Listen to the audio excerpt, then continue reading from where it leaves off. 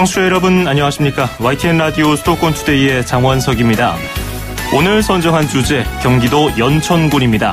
서울과 경기 수도권 기초자치단체장을 초대해서 풀뿌리 민주주의 현장의 목소리를 들어보는 시간. 이번 릴레이 인터뷰의 첫 번째 경기도 지자체입니다. 잠시 뒤 일부 투데이 포커스에서는 김광철 경기도 연천군수 직접 초대해서 관련 이야기를 나눠보겠습니다. 2부에서는 수도권 기상 소식, 수도권을 지날 것으로 예상되는 태풍 솔릭 이동 경로와 대비책에 대해서 알아보고요. 수도권 행정탐방 서울시의 균형 발전 정책을 들어보겠습니다. 제19호 태풍 솔릭은 현재 제주 서귀포 남동쪽 약 400km 부근에서 북상하고 있습니다. 내일 목요일 오후에는 충남 해안, 그리고 모레 금요일 새벽에는 수도권에 도달하겠습니다. 오늘 밤부터 모레 새벽이 특히 전라도와 충청도 수도권 지역에 계신 분들 대비 잘 하셔야겠는데요. 모레까지 예상되는 비의 양은 전남 남해안과 지리산, 제주 산지에는 400mm, 서울은 150mm입니다. 오늘 한낮 기온 서울 35도, 광주 35도, 대구 34도를 기록하겠습니다. 2018년 8월 22일 YTN 라디오 수도권 투데이 지금 시작합니다.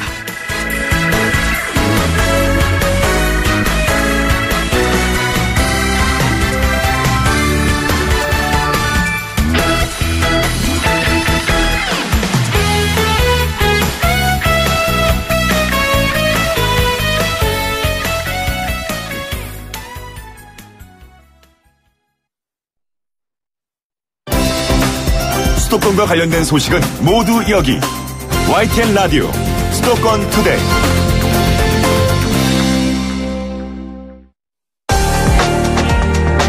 투데이 포커스. 네, 수도권 투데이에서는 수도권 기초단체장에게 듣는다라는 주제로 각 지역의 기초단체장을 모셔서 민선 7기를 시작하는 각오, 또 향후 4년간 운영 방향에 대해서 이야기를 나눠보는 시간 가져보고 있죠. 오늘부터는 경기도 기초자치단체장 인터뷰도 함께 진행을 합니다. 경기도 시장 군수를 초대해서 지역 현안을 살펴보는 시간 가져봅니다. 자, 오늘은 개성 등 북한과 가장 인접한 도시, 또 서울보다 면적이 넓은 인구 8만의 경기 북부 도시, 한반도 평화의 시대를 대비해서 큰 역할을 하게 될 도시 경기도 연천군으로 가보겠습니다. 김광철 경기 연천군수와 함께하겠습니다. 군수님 어서 오십시오. 예, 안녕하세요. 예, 반갑습니다. 네, 반갑습니다.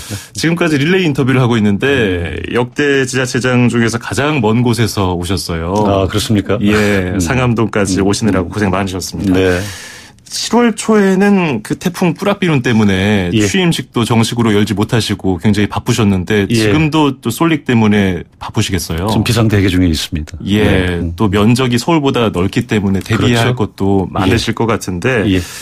지난해에는 가뭄 때문에 고생을 연천군에서 많이 했거든요. 올해는 어땠나요? 올해는 우리가 그래도 강우량이 좀 지난해보다는 좀 네. 풍부했습니다. 그래서 저지대 지역은 뭐 그렇게 가뭄에 대해서 크게 걱정은 안 했는데 이제 바짝물 지역 쪽에서 이제 뭐 율무라든가 이런 게 좀 이렇게 터들어가는 그런 현상이 좀 일부 좀 있었고, 예. 그다음에 가축 사육들이 좀 폐사율이 조금 좀 있었습니다. 또 뭐 크게 봐서 이렇게 좀 적은 좀 이렇게 구조라고 좀 볼 수가 있습니다. 예, 올해 워낙 더웠기 때문에 네, 또 지난해 가뭄 때문에 고생한 연천군이 올해도 또 고생하지 않았나 걱정이 돼서 여쭤봤고요. 지난 선거운동 하면서 네. 연천 군민들 직접 만나서 손도 잡고 눈 마주치면서 이야기 나눴을 때 그 국민들이 어떤 요구를 많이 하시던가요?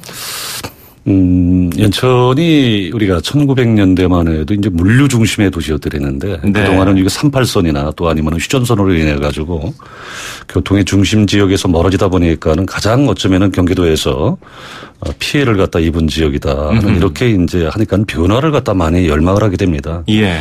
그것은 뭐냐면은 좀 지역의 경제가 좀 활성화되고 또 그다음에 우리의 이 젊은이들이 정주할 수 있는 그런 여건을 만들어 달라.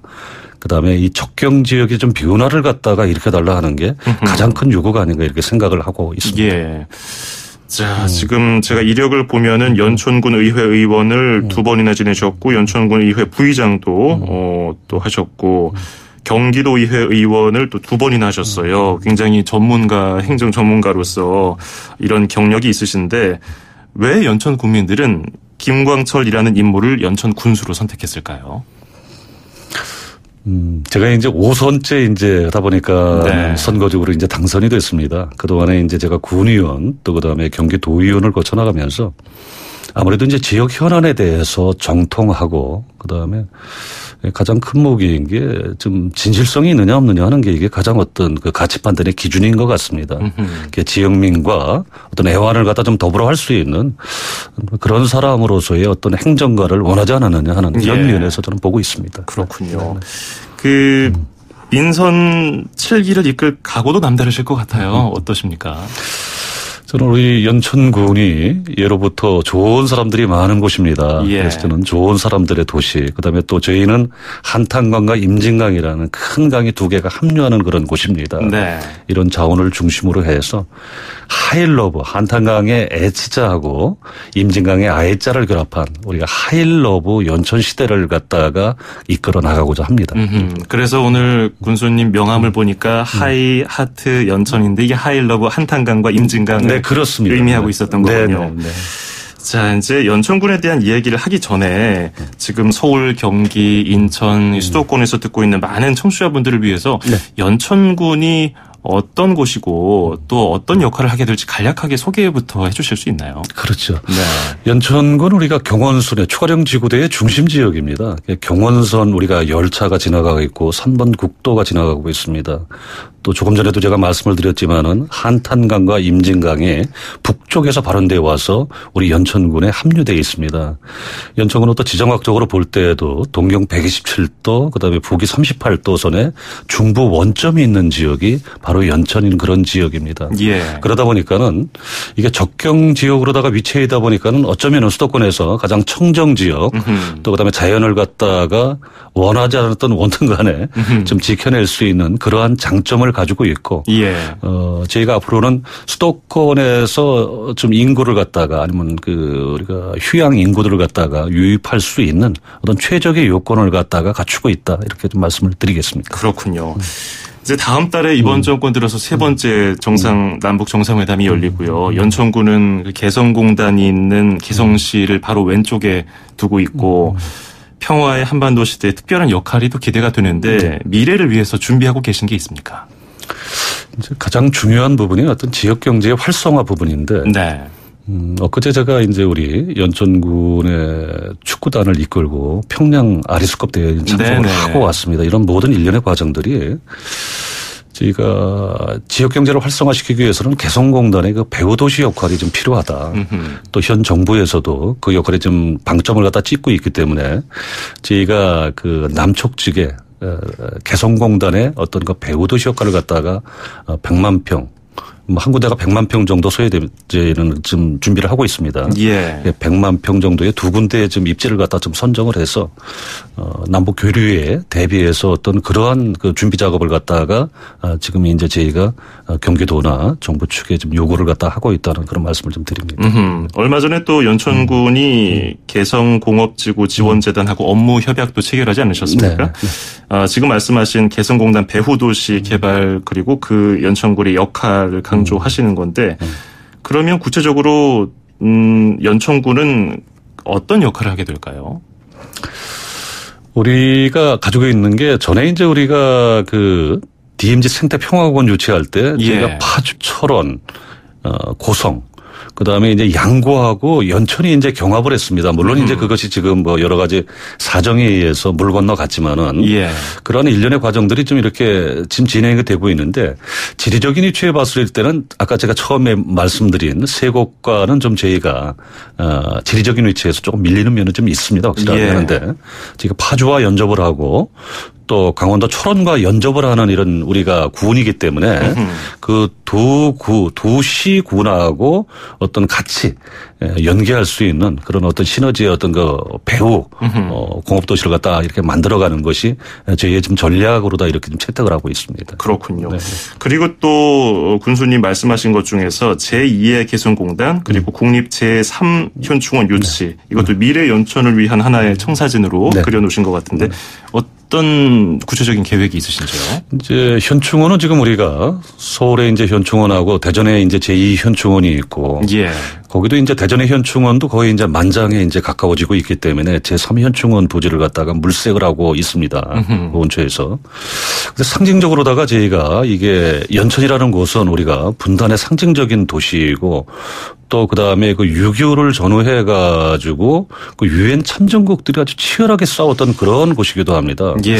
어떻게 보면은 어떤 그 우리가 호국의 어떤 성지이기도 한 곳이기 때문에 반드시 저희가 제3현충원을 연천군에 유치해서 하다 보면 저희가 거기에 이제 유동인구가 한 100에서 150만 정도의 우리가 지금 이렇게 유동인구를 갖다 좀 볼 수가 있습니다. 예. 그래서 그런 걸 갖다 경제적인 어떤 측면에서도 그걸로 인해서 도로 인프라의 어떤 확장이라든가 또 아니면 그걸로 인해서 벌어지는 어떤 그 지역 경제에 미쳐질 수 있는 영향이 좀 크다고 좀 보고 있습니다. 예. 유치에 좀 정점을 좀 다하려고 이렇게 하고 있습니다. 그렇군요. 뭐 그런 맥락인지 모르겠지만 뭐 지역적인 특성도 있지만 연천군에 국가유공자도 참 많지 않습니까? 많죠. 그래서 국가유공자가 계신 댁까지 직접 찾아가서 네. 군수님이 국가유공자의 집 명패도 전달하신 걸로 알고 있는데 네. 계속해서 그건 진행 중인가요? 이제 진행은 다 거의 끝났습니다. 그런가요? 그래서 저희가 예. 이제 저를 포함해가지고 우리 공직자들이 그 국가유공자의 집을 찾아가서 아하. 그 동판으로 아주 명패도 잘 만들었습니다. 예우하는 차원에서. 아, 그럼요. 예. 예우해드려야죠. 그럼요. 예, 그렇습니다. 네. 이런 것도 굉장히 의미 있는 그런 사업이었던 것 같습니다. 아리 스포츠컵 국제 유소년 축구대회 행사 얘기 좀 잠깐 하죠. 네. 지난 10일에 가셨다가 이번 주 일요일에 오셨어요. 예, 그렇습니다. 잠깐 며칠 전에 이제 평양 다녀오신 건데 육로로 가신 건가요? 육로로 들어갔죠. 개성공단으로 들어갔습니다. 예. 네. 그래서 평양까지 네, 갔다가 평양까지 갔습니다. 얼마나 걸리던가요, 차로? 시간은 2시간 반 정도면 가깝네요. 예, 가깝습니다. 네. 그 대회의 시작이 제1회 연천 대회였더라고요. 그렇습니다. 이 대회 사실 축구 경기보다는 거기에 담겨 있는 의미가 더 큰 것 같은데 어떻게 보시는지요? 그렇죠. 사실 그때 우리가 2014년도죠. 14년도에 우리가 1회 대회를 갖다가 연천에서 유치를 했습니다. 네.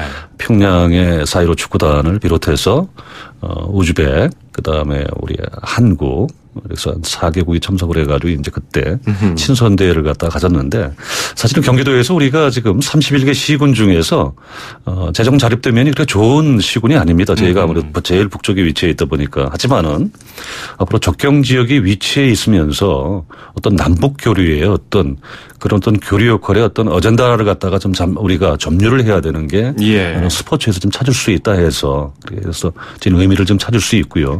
이번에 우리가 4회 평양 대회에도 강원도와 저희 연천군이 공동 개최를 갖다가 했습니다. 아하. 예, 그래서 이번에 상당히 좋은 어떤 우리 평양 대회를 치르면서 예. 북측 인사들한테도 아주 좋은 어떤 인상을 갖다 줄 수 있는 그런 대회였더랬고. 예. 저희는 사실은 U15 그 축구단이 창설된 지가 얼마 안 됩니다. 예.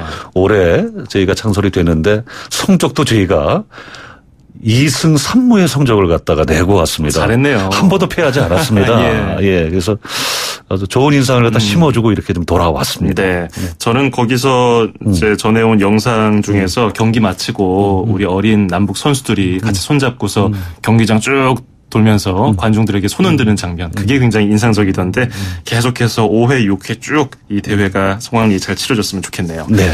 자, 이렇게 통일 시대, 평화의 시대 중심 역할을 하게 될 연천군인데 그 전에 또 우리 또 국내외 사람들이 많이 찾아서 관광 산업도 활성화됐으면 하는 바람이 있는데 그걸 가지고서도 많이 고민이 있으실 것 같아요. 경기 북부에서 내로라 하는 자연유산도 있고요. 국가지질공원으로 지정된 제인폭포도 있고요. 하이 연천 시대 관광 산업 어떻게 좀 활성화될 계획이 있으신지요? 이제 부뚜막에 소금도 이제 집어넣어야지 짜다는 우리 속담이 있는데 그동안 연천군은 우리가 선사시대부터 고대 또 현대에 이르까지 여러 가지 역사적인 문화 유산들이 좀 존재해 있고 스토리텔링 할 거리도 무궁무진한 곳이 연천입니다. 선사시대는 우리가 구석기 유적지가 이제 대표적이거든요. 여기는 우리 구석기 박물관도 세계적으로 아주 볼거리가 있는 그러한 어떤 박물관입니다.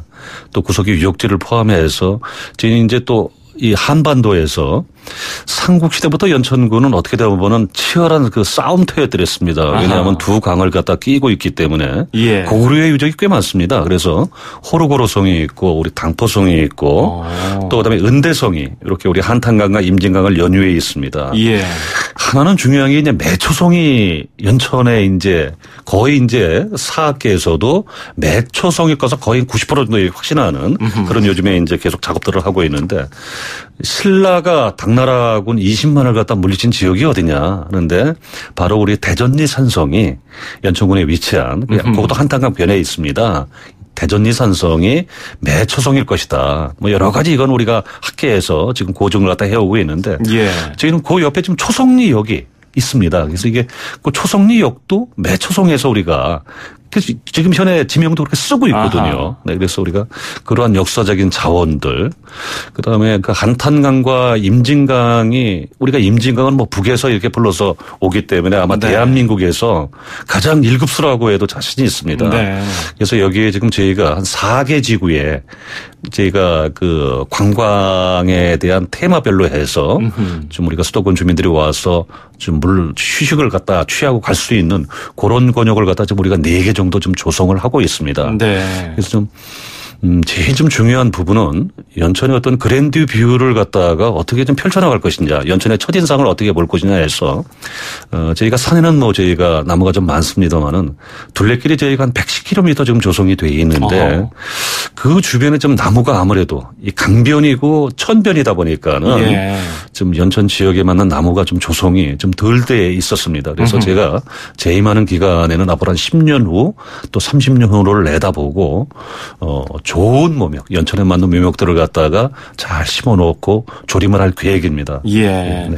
아, 뭐 이런 내용들이 많이 알려져서 연천군의 관광하러 많은 분들 찾아갔으면 좋겠어요. 실제로 이달 초에 관광 활성화를 위한 간담회도 여셨는데 관련해서 계속해서 또 꾸준히 연구도 많이 부탁드리겠고요. 네.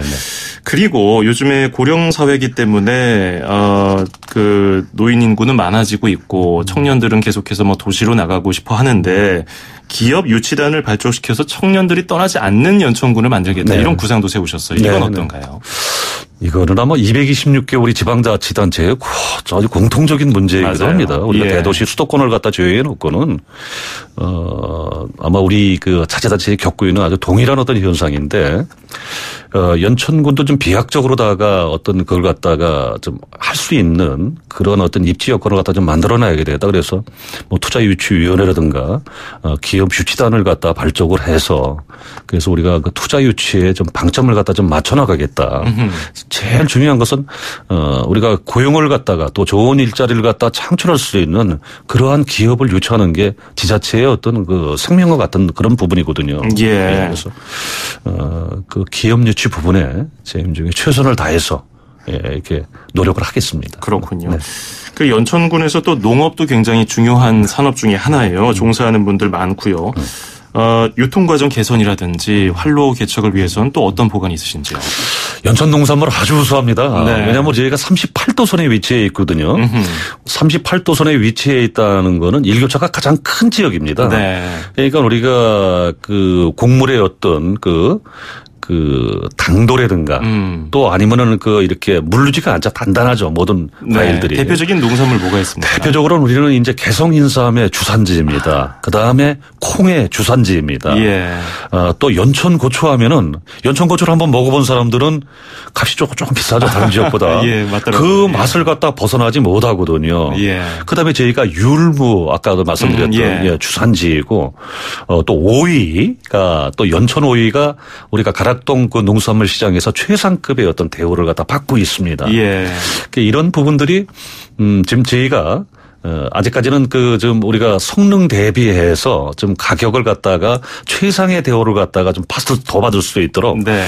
그런 마케팅 면에 좀 주력을 하겠습니다. 아, 네. 그렇군요. 네. 마케팅하고 또 뭐 전문 유통사업단 운영 뭐 이런 계획도 세우셨더라고요. 뭐 생산시설 현대화하고요. 이런 것들이 계속 시너지를 내면은 농업 쪽에서도 충분히 또 젊은 인력들도 유입이 되지 않을까 그런 기대를 해보겠습니다. 한마디 덧붙여서 말씀을 예. 좀 드리면은 요즘에 2세 농업인들이 들어옵니다. 농업인들이 2세 농업인들이 들어오기 때문에 그 2세 농업인들을 갖다가 위한 그런 어떤 저희가 그만큼 농업에 이제 부가 있다는 얘기거든요.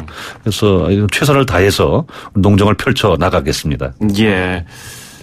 자, 지금 2263번님이 문자를 주셨는데 네. 연천 군수님 환영합니다. 연천 백학은 저희 장인이 나시던 곳이고 철책선인 서남면은 고인이 되신 산악회 선배 고향으로 들었습니다. 아마 지금 이게 좀 오타가 있는 것 같은데 왕지면의 다리발은 지금은 치워졌나 모르겠습니다. 뭐 숭이전을 말씀해 주세요 이렇게 말씀해 주셨는데 저는 잘 모르겠네요. 생소한 지명들이 많아서. 아니 있죠. 아이고 예. 감사합니다.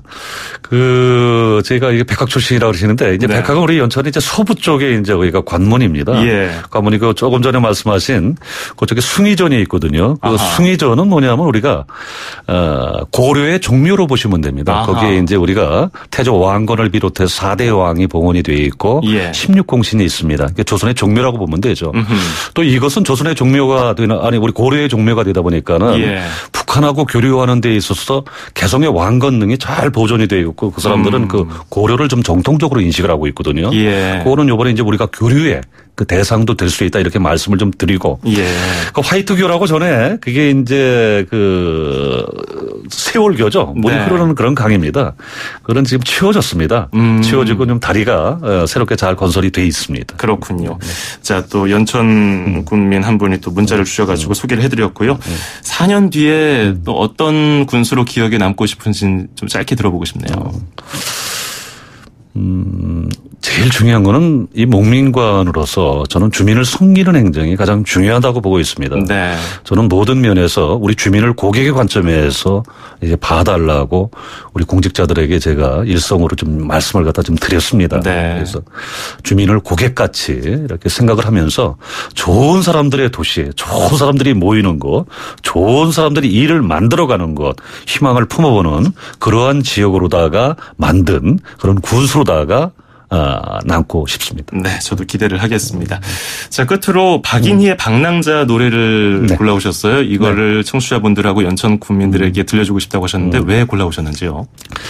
그 뭐 20대 때 아주 감수성 예민할 때 네. 그 박인희 가수가 아주 뭐 청한 목소리 아주 그때 대명사였더랬거든요. 네. 근데 그 방랑자라는 게 어쩌면 인생이라는 게 어떤 그 방랑자로 다 가는 거 아니냐. 그 젊었을 때 저희가 그 방랑자로서 또 그다음에 이제 꿈을 가지고 네. 그럼에도 불구하고 현실은 좀 어렵지만은 꿈을 가지고 가는 그런 노래 가사도 아주 좋아서 네. 그래서 아주 좋아하게 됐습니다. 네. 자, 박인희의 방랑자 지금 흐르고 있는데요. 이 노래 들으면서 1부는 마무리하죠. 지금까지 김광철 연천 군수였습니다. 고맙습니다. 네, 감사합니다. 네. 마음의 님을 따라 가고 있는 나의 길을 2500만 수도권 청취자를 위한 모든 소식이 한자리에 YTN 뉴스 FM 수도권 투데이 FM 94.5MHz YTN 라디오 수도권 투데이 듣고 계시고요. 저는 아나운서 장원석입니다. 2부에서는 투데이 포커스 기상 정보를 알아보겠습니다. 태풍 쏠릭의 이동 경로와 대비에 대해서 다뤄보고요. 수도권 행정탐방 서울시의 균형 발전 정책을 알아보겠습니다. 40초 뒤에 이어가죠.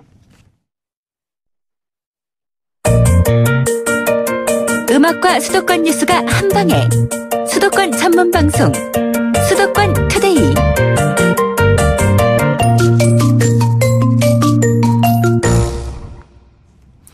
네, 강력한 태풍 쏠릭이 우리나라를 향해서 오고 있습니다. 이제 오늘 오후면은 제주 부근에서 전라도 해안, 남해안 지역까지 직접적인 영향을 줄 것으로 보이고요. 이후에 수도권을 관통할 것으로 예상이 되고 있는데 강풍이 또 걱정입니다. 바람으로 인한 피해 없도록 주의를 기울이고 있는데요. 태풍 쏠릭의 이동 경로와 날씨를 알아보겠습니다. 윤기한 기상청 사무관입니다. 사무관님 안녕하세요. 예, 안녕하십니까. 예, 지금 쏠릭 어디에서 올라오고 있습니까?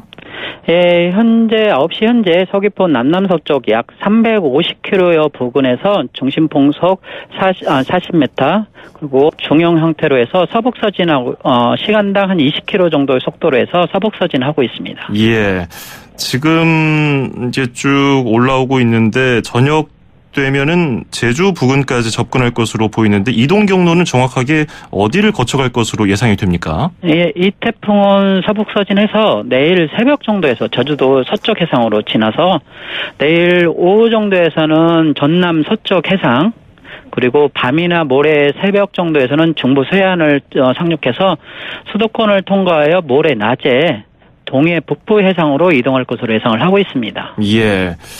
이번 태풍 솔릭, 제19호 태풍 솔릭은 비도 문제지만 바람이 굉장히 강하게 불 것 같아서 이걸 걱정하는 분들이 많으실 텐데 위력은 어느 정도로 예상이 됩니까?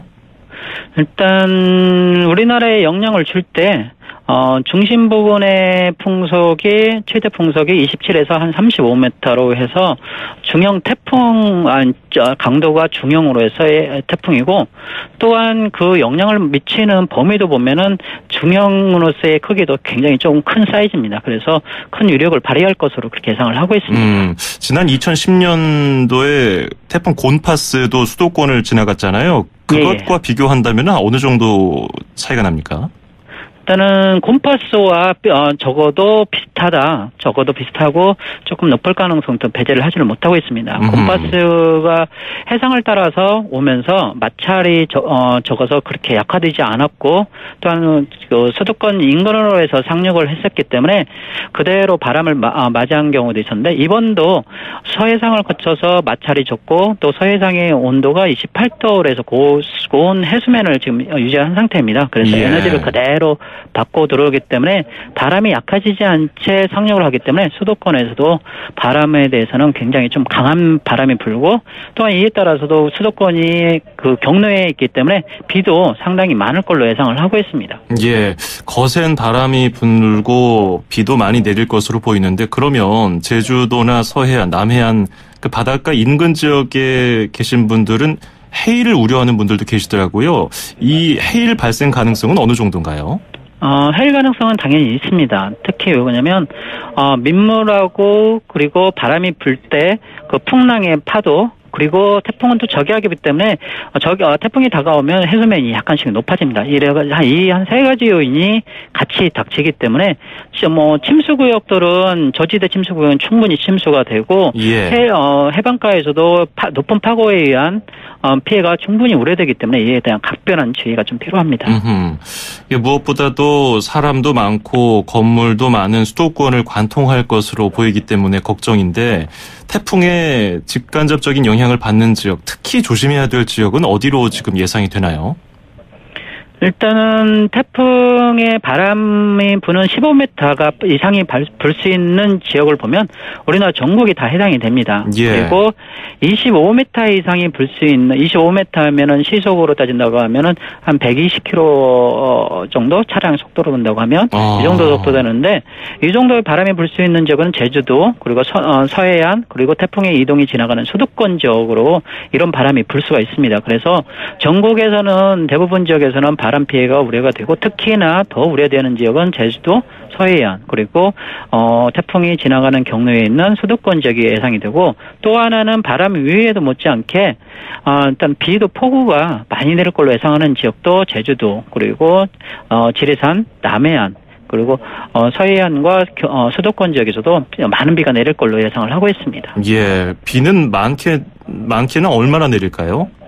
비는 지금 제주도에서는 한 400mm 이상, 그리고 남해안과 이쪽에서도 400mm 이상, 그리고 수도권 지역에서도 많은 곳은 150mm 이상 이렇게 내릴 걸로 이렇게 예상을 하고 있습니다. 예. 그러면 이번 태풍이 한반도를 지나가는 최대 고비는 언제쯤이 될까요? 일단 태풍의 이동 경로에 따라서 고비가 될 수가 있는데요. 제주도는 오늘 밤부터 해서 내일 낮, 그리고 남해안 지역은 내일 낮부터 내일 밤. 내일 밤 그리고 중부지방은 내일 밤부터 모레 새벽이나 오전 사이 이렇게 될 걸로 예상을 하기 때문에 상당히 고비 시간이 이렇게 긴 게 특징입니다. 그래서 빠른 속도로 이동하지 않기 때문에 느린 속도이기 때문에 이렇게 영향을 받는 시간도 길기 때문에 이에 대한 대비도 각별히 좀 필요합니다. 예, 그러니까 23일에서 24일 넘어가는 목요일에서 금요일 넘어갈 때를 굉장히 조심해야 되는 때라고 기상청에서는 보고 있군요. 예. 앞서도 설명해 주셨습니다만은, 풍속이 굉장히 빠르고요. 곤파스 2012년도에 볼라벤과도 이동 경로도 비슷하고, 그 규모, 그리고 강도도 비슷해서, 그 피해를 또 그때와 비슷하게 남기지 않을까 걱정인데, 큰 나무 같은 것도 뿌리째 뽑히고요. 간판도 멀쩡하던 것이 떨어지고 창문도 많이 깨졌어요. 풍속이 한 이번에 솔릭 정도라고 하면은 실제로 그때처럼 나무도 뽑히고 창문도 많이 깨지고 그런 것이 예상이 되나요? 예, 충분히 예상됩니다. 그렇기 때문에 일단은 외출하실 때는 반드시 조금 외출을 삼가하는 게 좋고요. 태풍이 위험에 다가온다고 예상이 될 때는. 그리고 또 하나는 집에서 할 수 있는 일은 창문에 대한 단속. 그리고 혹시나 주변에 집 주변에서의 아파트에서는 유리창, 고층 아파트는 유리창에 대한 창문에서 뭐 테이프를 붙인다든지 이런 게 필요하고, 또한 단적주택에서도 옥상에 걸쳐 있는 바람을 쉽게 탈 수 있는 물건들. 그리고 뭐 공공기물이나 아니면 민간 시설에서도 간판이나 철탑 또는 뭐 교의 천탑 뭐 이런 거에 대한 대비도 필요하시고, 일반 거리에서는 아까 말씀드린 것처럼 우리가 흔히 접하는 가로등, 뭐 교통시설, 그리고 간판, 현수막 이런 거에서도 일단은 조금 대비가 필요합니다. 단단히 묶어놓는 등. 네, 태풍의 직접 영향권에 들어왔을 때는 절대로 이렇게 떨어지거나 무너질 수 있는 곳의 근처는 지나가지 마셔야 되겠고요. 지금 태풍 형태를 보면은 뭐 도넛 형태라고 해서 태풍의 눈이 굉장히 명확하다고 하잖아요. 이런 태풍은 좀 더 기존의 태풍과 달리 더 강하거나 그런 게 있나요? 일단은 원인이 바뀌었는데요. 일단 강할 때는 바깥으로 나가는 힘이 강한 원형의 힘을 보이기 때문에 마치 세탁기를 돌릴 때 그 짤순이 같은 거를 돌리면은 옷들이 이렇게 벽에 붙어 있지 않습니까? 가운데가 비어 있고 그런 현상과 비슷합니다. 그래서 태풍이 강할 때는 가운데에 구름이 끼지 않고 금방 이렇게 눈의 형태로 뚜렷이 보이기 때문에 일단은 그런 현상이 있으면 이게 강한 태풍이라는 현상을 좀 입증하는 거기 때문에, 거꾸로 그런 현상이 있으면 강한 태풍이 된다가 아니라 강한 태풍이 생기면 그런 현상이 생기는 거기 때문에 요렇게 생긴 것은 지금 현재 강한 태풍으로 발달을 하고 있구나, 그리고 아니면 발달했구나, 이렇게 판단하시면 됩니다. 네. 자, 이 시간 이후 날씨 상황 간단하게 좀 설명해 주실까요? 예, 오늘은 뭐 가끔 구름 많고, 오늘 낮부터는 제주도 그리고 남해안 지역은 밤부터 비가 시작할 걸로 예상을 하고 있습니다. 그리고 내일은 전국이 태풍의 영향을 받을 걸로 예상을 해서 전국이 비가 있을 걸로 하고 강한 바람이 있기 때문에 이전에 설명한 것처럼 그런 대비가 좀 필요하실 걸로 예상을 하고 있습니다. 네, 오늘 도움 말씀 잘 들었습니다. 고맙습니다. 예, 감사합니다. 네, 지금까지 윤기한 기상청 사무관이었습니다. 서울, 경기, 인천, 찍고! 수도권 정부의 핵심이 바로 여기에 수도권 행정탐방. 네, 계속해서 서울시 소식 들어보겠습니다. 서울시가 균형발전 정책을 발표했는데요. 관련 소식 박진영 기획 담당관과 알아보겠습니다. 담당관님 안녕하세요. 네, 안녕하십니까. 네, 이번에 서울시에서 균형발전 정책을 발표했는데 그 배경부터 설명 부탁드리겠습니다. 예, 그 보도를 통해서 아시다시피 그 박원순 시장께서 강북구 삼양동 옥탑방에서 한 달 동안 그 생활을 하셨고요. 네. 사실 오랫동안 그 강남북 균형 발전에 대해서는 문제의식을 시 전체적으로 갖고 있었습니다. 하지만 궁극적인 어떤 해결책은 현장에 있다는 판단하에 이번 옥탑방 생활을 시작을 하신 거고. 근데 생각한 것 이상으로 현장의 상황이 굉장히 열악하고 지역 경제가 침체돼 있었습니다. 그래서 어떤 특단의 대책이 필요하다라는 판단하에 삼양동과 강북구를 넘어서 전체 비강남권 전체에 대한 어떤 균형 발전 정책 구상해서 발표하게 된 겁니다. 뭐 광역 단체도 그렇고 각 지자체마다 다 고민이 지역 불균형이거든요. 근데 서울도 굉장히 그게 상징적으로 심한 지역인데 근본적인 원인은 어디에 있다고 분석하고 계시는지요? 예, 지금 서울 내에서의 어떤 지역 간 불균형은 그 70년대부터 한 40년 넘게 계속되어 온 어떤 인위적인 강남 위주의 개발 정책에 기원을 두고 있습니다. 네. 이것들이 수십 년간 누적되고 이제 확대 재생산되면서 이제 기울어진 운동장이 고정화됐는데요. 다 아시다시피 그 강남권역의 어떤 교통 인프라, 뭐 2호선으로 대표되는 교통 인프라, 그리고 뭐 아파트로라는 어떤 새로운 주택의 어떤 대량 공급, 그리고 택지라든지 상업지구의 어떤 계획적인 도시 개발, 그리고 뭐 한국전력이라든지 법원, 검찰청 등 강북의 공공기관의 이전이라든지 명문고등학교의 이전, 이런 어떤 인위적인 전략들이 강남에 오늘을 만들었고요. 그렇다면은 이런 균형을 다시 회복하기 위해서는 앞서 강남 개발에서 일어났던 불균형 전략을 다시 비강남권역에 써줘야 된다라는 어떤 필요성을 인식하게 된 겁니다. 네, 언젠가는 이런 정책이 꼭 실현이 돼야 된다고 생각은 해왔는데 하루아침에 이루어질 수는 없는 큰 일이긴 해요. 네, 그렇습니다. 자, 지난 19일에 발표된 균형 발전 정책 중에서 가장 대표적인 건 뭔가요? 시민분들께서 가장 관심이 많으신 부분은 지하철, 즉 경전철 4개 노선에 대한 민자 사업을 시가 직접 투자하는 재정 사업화하겠다는 발표였는데요. 예. 그동안 그 면목선이라든지 난곡선, 그리고 우이신설 연장선, 목동선 등이 민자 사업으로 계획돼 있어서 투자자를 계속 기다리면서 언제 그 삽을 뜰 수 있을지 좀 불명확한 상황이었습니다. 여기에 대해서 계속 이렇게 방치해서는 더 이상 이 지역의 대표적인 교통 소외 지역인데 이 지역의 교통복지 차원에서 접근하기가 어렵다는 판단하에 재정을 투입해서 조기 착공하겠다. 2022년도 내에는 착공을 하겠다는 발표를 하신 게 가장 대표적이고요. 두 번째로는 지금 그 강북구 삼양동에 가서도 많이 확인되었지만 노후 주거 단지들은 빈집들이 지금 속출하고 있습니다. 예. 그래서 이러한 빈집들을 그대로 방치할 것이 아니고 시가 직접 이것을 매입해서 청년과 신혼부부에게 주택을 공급하는 계획을 2022년까지 한 1,000호를 매입해서 한 4,000호의 주택을 공급하겠다라는 계획을 저희가 발표를 했고요. 예. 이것은 젊은 층을 이 지역에 유입해서 어떤 그 지역의 생기를 좀 불러일으키고 이와 함께 어떤 돌봄, 교육, 문화 인프라를 집중적으로 같이 투자해서 어떤 활력을 불어넣겠다라는 계획입니다. 예. 그리고 세 번째로 공공기관의 어떤 강북 이전 정책, 저희 서울시 그 소관의 어떤 주택도시공사라든지 인재개발원 등의 그 강북 이전 정책도 주목을 좀 받고 있는 정책이라고 할 수 있겠습니다. 예. 쭉 보면은 핵심은 교통 개선 그리고 주택 공급 등인데, 근데 이게 과거의 토목건축 중심의 정책으로 다시 돌아가는 건 아닌가 이런 우려도 있거든요. 어떻게 보고 계신지요? 네, 일각에서 그렇게 판단하시는 분들이 있는 것 같은데요. 예. 그 사업의 형태보다도 취지나 어떤 지향점을 좀 같이 봐주셨으면 좋겠습니다. 저희는 토건 중심이라기보다는 사람 중심, 거주민 중심, 그리고 일자리 중심이라는 그 컨셉을 가지고 이 정책들을 고민을 했고요. 예. 현재 그 대중교통 시설이 수익성만 기준으로 철도를 놓는다고 한다면은 계속 강남권역만 수요가 계속 받쳐주기 때문에 거기만 계속 부익부 빈익빈의 현상이 될 수밖에 없고요. 그렇기 때문에 이것은 저희가 뭐 서울시 정책에 계속 배어 있지만 어떤 교통 소외 지역에 대한 교통 복지 차원에서 철도를 집어넣음으로 해서 그 지역의 경제도 활성화하고 수요도 창출해서 일자리를 불어넣겠다. 이런 계획이고요.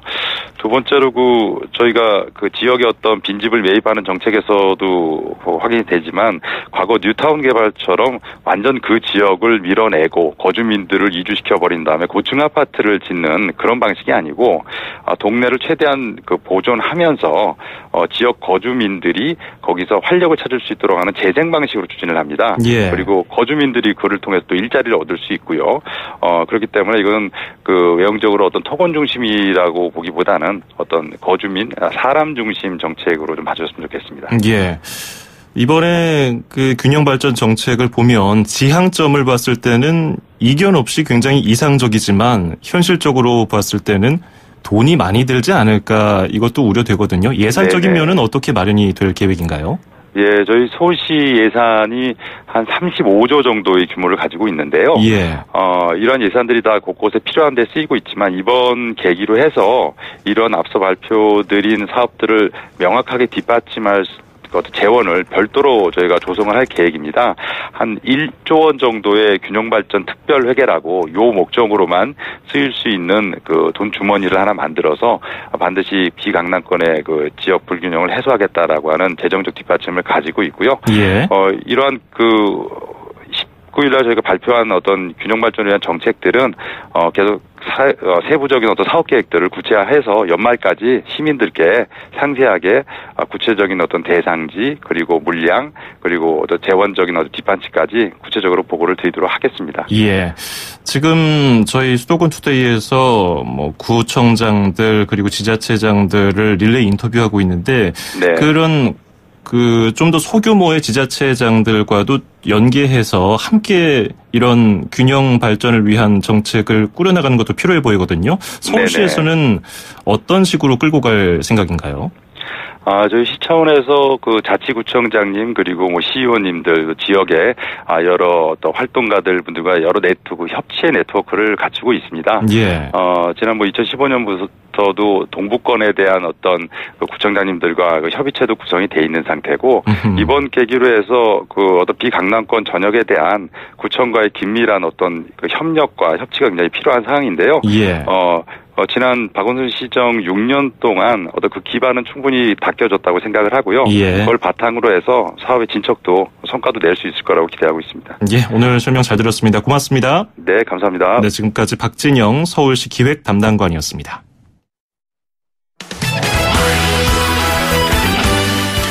네, 수도권 투데이 오늘 여기서 마무리하고요. 저는 내일 아침 9시 10분에 뵙죠. 아나운서 장원석이었습니다. 고맙습니다.